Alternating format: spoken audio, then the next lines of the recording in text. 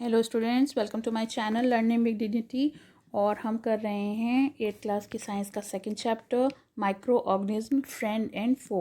Friend means दोस्त और फो means दुश्मन। तो माइक्रो ऑर्गेनिज्म दोनों तरह से होते हैं हमारे लिए, फ्रेंड भी होते हैं, फो भी होते हैं। तो हम एक बार क्विक रिवीजन करेंगे माइक्रो ऑर्गेनिज्म क्या होते हैं।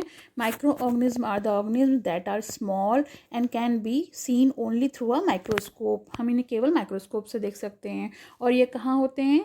They are present all around us and also inside our body. And इसके बाद हम लोगों ने पढ़ा था कि ये जो हैं कितने ग्रुप्स में डिवाइड होते हैं। तो these are classified into 4 major groups: bacteria, fungi, protozoa और एल्गी। और वायरस जो होता है वो माइक्रोस्कोपिक होता है, फिर भी ये अलग होता है इन ऑर्गेनिज्म से। क्यों? क्योंकि जब तक ये अकेला होता है, तब तक ये सिंगल होता है, तब तक ये रिप्रोड्यूस नहीं करता है। लेकिन जैसे ये होस्ट सेल की बॉडी में जाता है, एंटर करता है, तो ये रिप्रोड्यूस करना शुरू कर देता है, मल्टीपल करना शुरू कर देता है। और इसमें कुछ कॉमन डिजीज़ होती हैं जैसे कोल्ड, इन्फ्लुएंजा, फ्लू, और ये सब जो होते हैं, पोलियो और चिकन पॉक्स, ये सब वायरस के थ्रू होते हैं। अच्छा, डिजीज़ जो होती हैं, डिजेंट्री और मलेरिया, ये जो दोनों हैं वो किससे होती हैं? प्रोटोजोआ से। और जो टाइफाइड और ट्यूबरकुलोसिस है वो किससे होती है? बैक्टीरियल डिजीजेज होती हैं। ये हमने सब 6 में पढ़ा है, तो इसका हमने रिवीजन किया था, इसके बारे में हमने डीपली पहले पार्ट में पढ़ा है।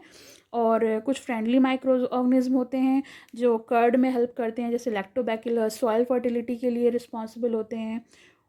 तो इस तरीके से ये हमने पहले पढ़ा था। देखिए यहाँ पर भी एक फर्मेंटेशन दिया हुआ है। फर्मेंटेशन क्या होता है? The process of conversion of sugar into alcohol is called fermentation. इसकी खोज किसने की थी? लुईस पास्चर ने की थी, और 1857 में उन्होंने फर्मेंटेशन को डिस्कवर किया था। तो ये सब हम लोगों ने पहले पढ़ लिया था। और आज हम पढ़ेंगे vaccine. Why are the children in infant given vaccination? छोटे से बच्चों को या न्यू बॉर्न बेबीज़ को वैक्सीनेशन क्यों दिया जाता है? तो when a disease carrying microbes enter our body, the body produce antibodies to fight the invader. तो जो डिजीज़ कैरिंग माइक्रोब्स होते हैं, जो माइक्रोब्स हमारे शरीर के लिए ख़तरनाक होते हैं या हार्मफुल होते हैं, जब वो हमारी बॉडी में एंटर करते हैं तो हमारी बॉडी जो है वो खुद से एंटीबॉडीज़ प्रोड्यूस करना शुरू कर देती है। उनसे लड़ने के लिए उनकी अपनी एक क्षमता होती है और वो उनसे लड़ती है। The body also remember how to fight the microbes if enter again. और वो ये भी याद रखती हैं कि इस तरह के जो माइक्रोब्स हैं वो वापस हमारी बॉडी में दोबारा से डेवलप हुए तो हमें उन्हें किस प्रकार से लड़ना है, उन्हें किस तरह से ख़त्म करना है। तो हमारी जो बॉडीज़ हैं, अगर उनमें शुरू से ही कोई कमज़ोर या फिर मरे हुए डेड माइक्रोब्स एंटर करवा दिए जाएँ, इंट्रोड्यूस करवा दिए जाएँ, तो उन्हें उनसे लड़ना आ जाएगा और वो उनको हरा पाएंगे। इसीलिए जो वैक्सीनेशन होता है, वैक्सीनेशन क्या काम होता है? वैक्सीनेशन में कमज़ोर और मरे हुए जो माइक्रोब्स होते हैं वो हमारी बॉडी में एंटर करा दिए जाते हैं। उससे क्या होता है? हमारी बॉडी जो है उस तरह की डिजीज़ से लड़ना सीख जाती है।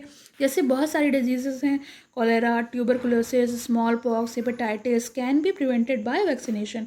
और हमें बचपन में ही इनसे लड़ने के लिए एक ऐसे वैक्सीनेशन दे दिए जाते हैं जो वीक होते हैं उस समय, लेकिन हमारी बॉडी हमेशा के लिए उन चीज़ों से, उन बीमारियों से लड़ना सीख जाती है। देखिए, Edward Jenner discovered the vaccine for small pox in 1798। तो जो स्मॉल पॉक्स है उस बीमारी के लिए जो वैक्सीन है वो एडवर्ड जेनर ने डिस्कवर किया था in 1798। In our childhood you must have given injection to protect yourself against several disease. तो आप जब बच्चे थे तो आपने बचपन में बहुत सारे इंजेक्शन आपको लगाए गए होंगे जिससे आप बहुत सारी बीमारियों से बच सको। तो एक आप लिस्ट बना सकते हो, पेरेंट्स से डिस्कस कर सकते हो कि आपको कौन से इंजेक्शन लगाए गए हैं, वैक्सीनेशन दिए गए हैं, या आपके माता पिता को जब वैक्सीनेशन दिए गए थे तो उसके बारे में आप एक बात कर सकते हो। It is essential to protect all children against this diseases. Necessary vaccine are available nearby hospital. और जो भी ज़रूरतमंद वैक्सीन्स होती हैं वो हमारे आसपास के अस्पतालों में ईजिली अवेलेबल होती हैं। You might have seen the advertisement on TV and newspaper. और इसके बारे में पूरी नॉलेज जो है वो मीडिया के थ्रू हमें मिलती रहती है, न्यूज़पेपर और मीडिया के थ्रू। जैसे कि पोलियो है तो पल्स पोलियो के प्रोग्राम बहुत सारे रन होते हैं, स्कूल्स में भी आते हैं। और मतलब ये प्रोग्राम्स जो हैं स्कूल में भी चलाए जाते हैं, आपके घर पर भी आके पोलियो ड्रॉप्स दी जाती हैं बच्चों में। और ये जो है वो कैंपेन जो है वो वर्ल्ड वाइड है, मतलब पूरी दुनिया में ये कैंपेन चलता है। These days, vaccines are made on large scale of microorganism to protect human and other animal for several disease. और आजकल जो है वैक्सीनेशन बहुत बड़े पैमाने पर दिए जा रहे हैं माइक्रो ऑर्गेनिज्म के लिए, जिससे कि जो मानव जाति है और जानवर हैं वो बहुत सारी बीमारियों से बच सकें। नेक्स्ट टॉपिक है हमारा इंक्रीजिंग सॉइल फर्टिलिटी। तो माइक्रो ऑर्गेनिज्म जो होते हैं वो सॉइल फर्टिलिटी बढ़ाने के लिए किस तरह से लाभदायक हैं, ये हम इसमें जानेंगे। वैसे तो हम लोग जानते हैं कि जो माइक्रो ऑर्गेनिज्म हैं वो मिट्टी में प्रेजेंट होते हैं और वो नाइट्रोजन फिक्सेशन के लिए भी बहुत एसेंशियल होते हैं। ये हम लोग पहले के चैप्टर्स में पढ़ चुके हैं कि जो बायोलॉजिकल नाइट्रोजन फिक्सर होते हैं माइक्रोब्स को कॉमनली बोला जाता है, क्योंकि ये इन्वायरमेंट से बहुत अच्छी मात्रा में, बहुत प्रचुर मात्रा में नाइट्रोजन एब्जॉर्ब करते हैं और सॉइल में वो डाइल्यूट करके यानी लिक्विड फॉर्म में डिजॉल्व कर देते हैं, जो मिट्टी से जड़ों के थ्रू पूरी प्लांट में चला जाता है। देखिए ये दिए हुए हैं ब्लू ग्रीन एल्गा, ये नाइट्रोजन फिक्सेशन साइनोबैक्टीरिया हैं, दोनों के पिक दी हुई हैं और ये जो है वो नाइट्रोजन फिक्सेशन का काम करते हैं। नेक्स्ट है हमारा क्लीनिंग द एनवायरनमेंट। तो इसमें बूझो और पहेली ऑब्जर्व कर रहे हैं स्कूल गार्डनर में कि किस तरह से मैन्योर बनाई जाती है। तो मैंने आपको बताया था कि जो भी बायोडिग्रेडेबल प्रोडक्ट्स होते हैं अगर उसको एक जगह इकट्ठा कर दिया जाए पिट बना के यानी गड्ढा बना के वेस्ट डिस्पोजल, तो वो अपने आप में एक बहुत अच्छी मैन्योर तैयार हो जाती है, कन्वर्ट हो जाती है। तो ऐसा है कि हम लोगों को इस बात का ध्यान रखना चाहिए कि हम बायोडिग्रेडेबल और डिग्रेडेबल जो इतने भी वो प्रोडक्ट्स होते हैं, जो इतने भी वेस्ट मटेरियल होता है उसको हम अलग अलग रखें, कि जो नष्ट हो सकता है, कंपोस्ट बना सकता है, उसे अलग रखें, जैसे कि वेजिटेबल पील, फ्रूट पील है और आपके प्लांट्स हैं, वेस्ट ऑफ प्लांट्स हैं या फिर डेड प्लांट्स हैं, तो ये सारी चीज़ों को आप अलग एक पिट में इकट्ठा करिए तो आपको बहुत अच्छी सी कंपोस्ट यानी खाद तैयार हो जाती है, जो नेचुरल होती है तो हार्मफुल भी नहीं होती है। तो यहाँ पे तो और कुछ नहीं दिया गया है, ये तो पॉलीथीन, ये तो आपका एक एक्टिविटी दी हुई है। नाउ आते हैं हार्मफुल और microorganism. Micro organism are harmful in many ways. जैसे माइक्रो ऑर्गेनिज्म जो हैं वो यूज़फुल होते हैं, वो हार्मफुल भी कई तरीक़ों से होते हैं। Some of the micro organism use can cause disease in human beings, plants and animals. Such disease cause micro organism called pathogen. तो जो भी बीमारियां माइक्रो ऑर्गेनिज्म जो हैं, सूक्ष्म जीवी जो हैं, वो ह्यूमंस में, प्लांट्स में, एनिमल्स में पैदा करते हैं, तो उन बीमारियों को हम पैथोजन बोलते हैं। तो पैथोजन की डिफाइन क्या होगी? Pathogens are the diseases which caused by the micro organism. Some microorganism spoil food, clothing और लेदर। कुछ माइक्रो ऑर्गेनिज्म ऐसे होते हैं जो भोजन को, कपड़ों को, लेदर को नष्ट कर देते हैं, उनको ख़राब कर देते हैं। और ये किस तरह से हार्मफुल एक्टिविटीज़ को करते हैं, इसको हम नेक्स्ट टॉपिक में पढ़ेंगे। Disease causing microorganism in humans. तो अब हमको देखना है कि कौन सी बीमारियां होती हैं ह्यूमंस में जो माइक्रो ऑर्गेनिज्म के थ्रू होती हैं। Pathogens enter our body through the air we breathe. Pathogens जितने भी होते हैं, जितनी भी बीमारियां माइक्रो ऑर्गेनिज्म के थ्रू होती हैं, वो हवा के द्वारा, हमारे सांस के द्वारा हमारे शरीर में चली जाती हैं, या फिर हम जो पानी पीते हैं या खाना खाते हैं उसके थ्रू हमारी बॉडी में एंटर करती हैं। They can also get transmitted by direct contact with an infected person और carried off by an animal. तो जो भी एनिमल कैरियर है यानी जिसके वो बीमारी है, वो इन्फेक्शन डायरेक्ट भी हमारे से हो सकता है, या कोई पर्सन है जो इन्फेक्टेड है तो उससे भी हम डायरेक्ट उससे ये बीमारी को ले सकते हैं। Microbial disease that can spread from an infected person to be a healthy person through air. और जो ये माइक्रोबियल डिजीजेस होती हैं, जितने भी पैथोजेंस होते हैं, वो कैसे फैलते हैं?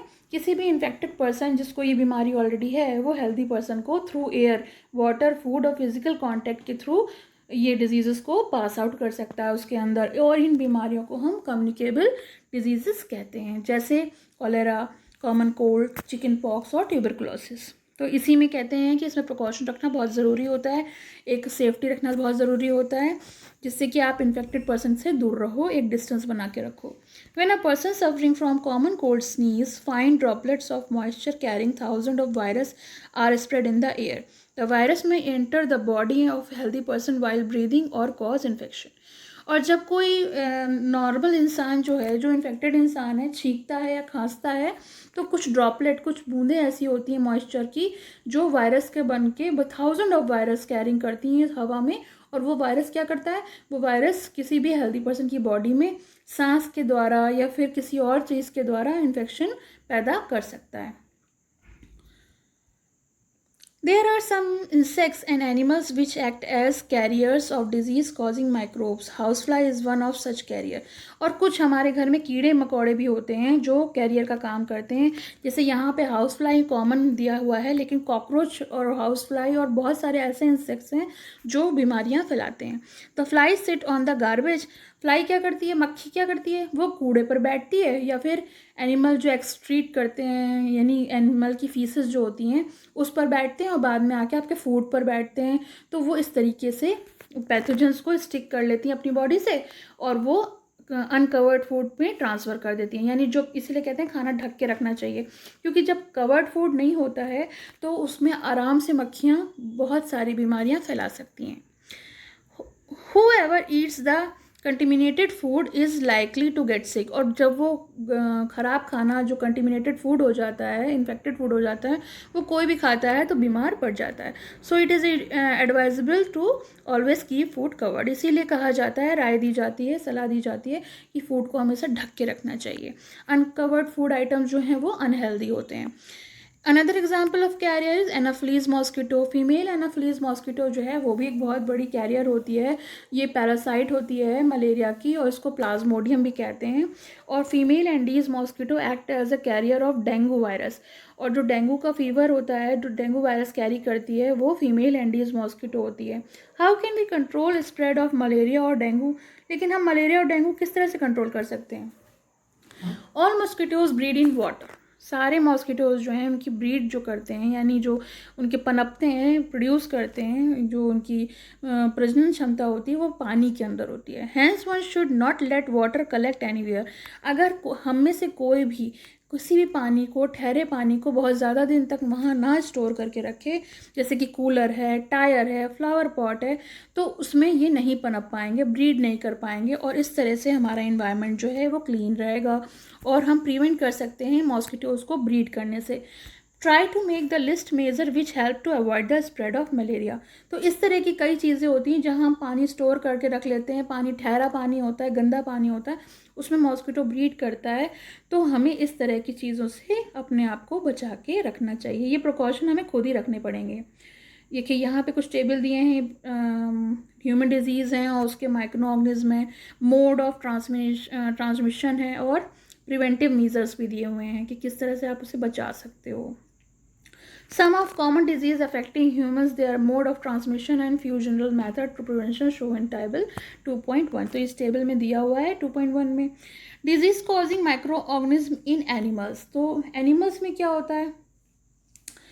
एनिमल्स में several microorganism not only cause disease in humans in plant but also in animals to.